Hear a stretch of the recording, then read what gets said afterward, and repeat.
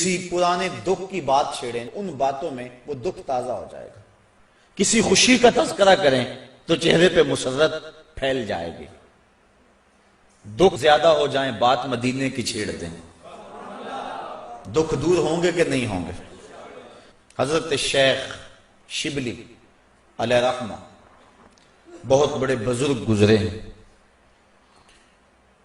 آپ معارف اسم ذات بیان فرما رہے تھے کہ اللہ کا نام لینے سے دل میں سکون آتا ہے اور دل کی کیفیت بدلتی ہے، من میں اجالے اور روشنیاں پیدا ہوتی ہیں۔ بو علی سینا جو اس دور کا بہت بڑا فلسفی تھا، وہ اس مجلس میں موجود تھا۔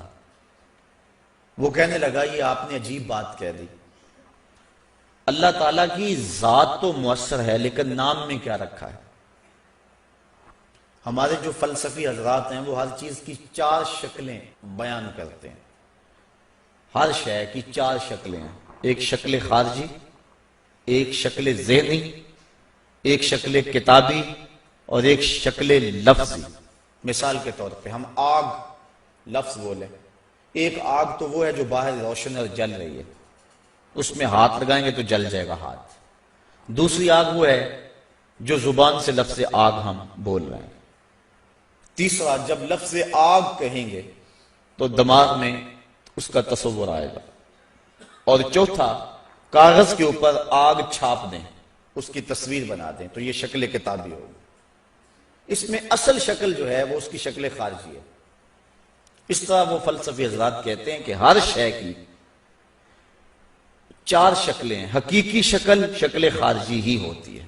آگ کہنے سے ہونٹ نہیں جلیں گے، کاغذ پہ آگ کی تصویر چھاپ دیں تو اس سے کاغذ جل نہیں جائے گا۔ آگ کا تصور کرنے سے ذہن جلے گا نہیں، لیکن وہ جو خارج میں آگ موجود ہے اس میں ہاتھ لگائیں گے، اس کے قریب جائیں گے تو ہاتھ بھی جلے گا اور آپ کو تپش اور حدت کا احساس بھی ہوگا۔ تو وہ خارجی جو اس کی صورت ہے وہی اس کی صورت اصلی ہے، باقی اعتباری صورت ہے۔ تو وہ کہتے ہیں اللہ کی ذات تو مؤثر ہے لیکن نام کہنے سے، نام لینے سے کیا ہوگا؟ تو حضرت شیخ شبلی علیہ رحمہ نے بو علی سینا کو سمجھایا کہ نہیں میاں، نام میں بھی اثر ہوتا ہے، نام میں بھی تاثیر ہوتی ہے۔ وہ کہنے لگا نہیں، مؤثر تو صرف صورت خارجی ہوتی ہے، لہذا میں اس بات کو تسلیم کرنے کو تیار نہیں ہوں۔ ضد میں آ گیا، میں نے عرض کر دیا کہ بزرگوں کا ایک اپنا طریقہ ہوتا ہے۔ تو حضرت شیخ شبلی تھوڑا سا غصے میں آ گئے اور فرمانے لگے بو علی سینا، میں تیرے سے کیا بات کروں، تو گدھا ہے۔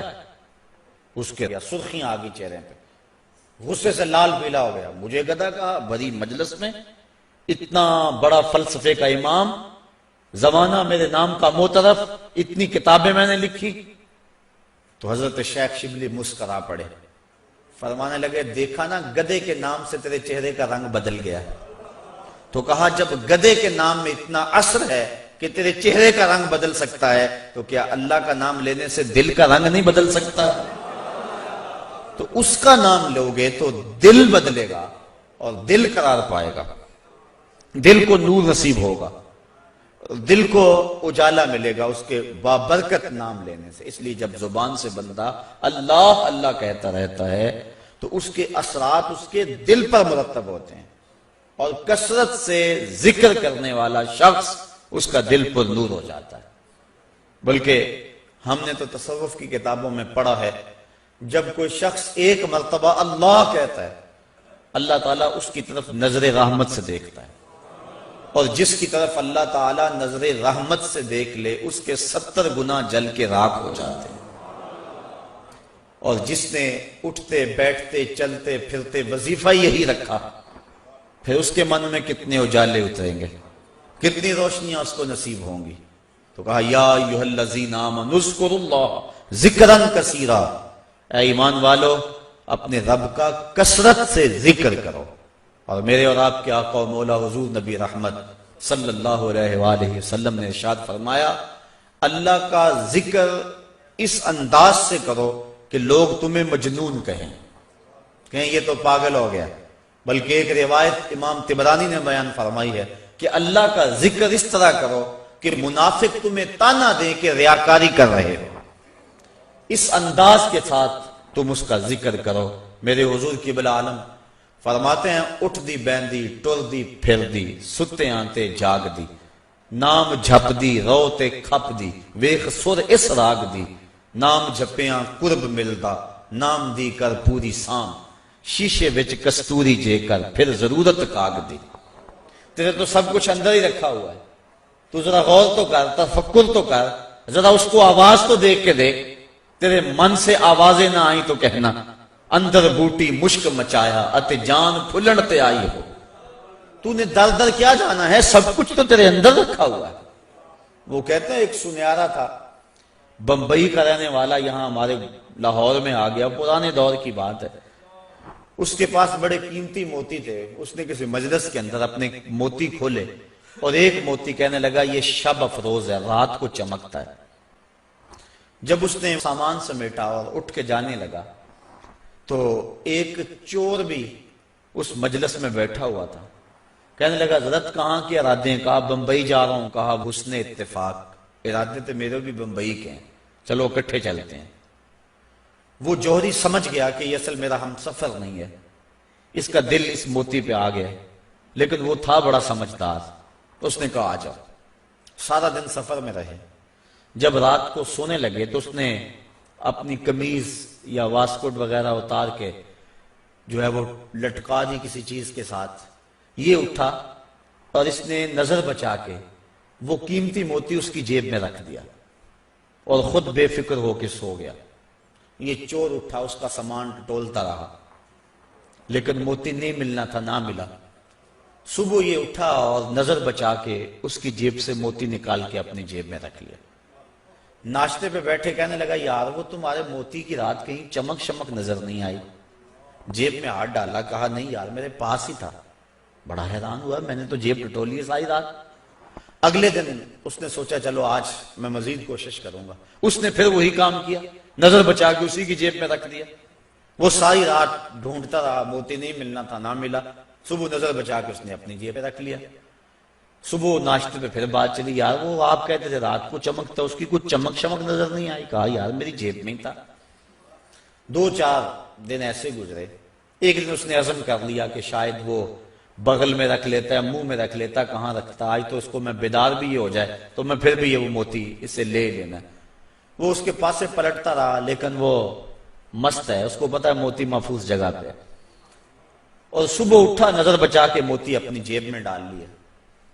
اس نے پھر بات کی، اس نے کہا کہ یار وہ میرے پاس ہی تھا۔ اس نے کہا میں آج سچی بات بتاؤں، میں تیرا ساتھی نہیں تھا، میں تو تھا چور، میں تو چور تھا۔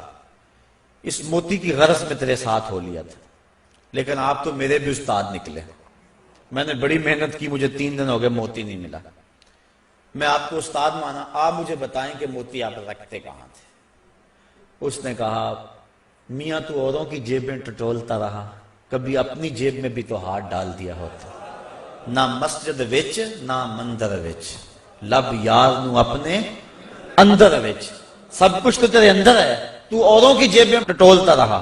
سلطان وہ فرماتے ہیں نہ کر منت تو خواج خضر دی، تیرے اندر آب حیاتی ہو۔ اور کبھی فرماتے ہیں وچے ہی بیڑے وچے ہی چیڑے وچے ہی ونج مہانے ہو، 14 طبق دلے دے اندر تمبو وانگو تانے ہو۔ سب کچھ تو تیرے اندر ہے۔ اور اقبال کہتا ہے خود ہی کا نشیمن تیرے دل میں ہے، فلک جس طرح آنکھ کے تل میں ہے۔ یہ سب کچھ تو انسان کے اندر رکھا ہوا ہے، بس تھوڑی سی توجہ کرنے کی دیر ہے۔ دل کی تختی پہ اس کا نام لکھا ہوا ہے۔ میں نے اس نے عرض کیا تھا کہ اقبال نے کہا تھا حکیم نیٹشے کے بارے میں، قلب او مومن دماغش کافر است۔ اس کا دل مومن تھا، دماغ کافر، لیکن ہر شخص کا دل مومن ہوتا ہے۔ تو اس دل کی ایک ایک پرت پہ رب کا نام لکھا ہوا ہے۔ اور کافر کو کافر اس لیے کہتے ہیں کہ وہ اس حقیقت کو چھپا دیتا ہے۔ یہ جو کاشتکار زمین کو کھود کر اس کے اندر بیج رکھتا ہے نا، اس کو بھی عربی میں کافر کہتے ہیں، کاشتکار کو، بیج کو چھپانے والا۔ تو کافر کو کافر اس لیے کہتے ہیں کہ وہ حق کو چھپاتا ہے۔ تو ہمارے سینے کے اندر ہمارے رب کا نام موجود ہے، اور دل تو ٹھکانہ ہی اس کا ہے۔ دل تو بنایا ہی اس لیے ہے کہ یہ اللہ کا عرش بنے۔ اور وہ فرماتا ہے کہ میں زمین و آسمان میں کہیں نہیں سماتا، مجھے ڈھونڈنا ہو تو مومن کے دل میں تلاش کرو۔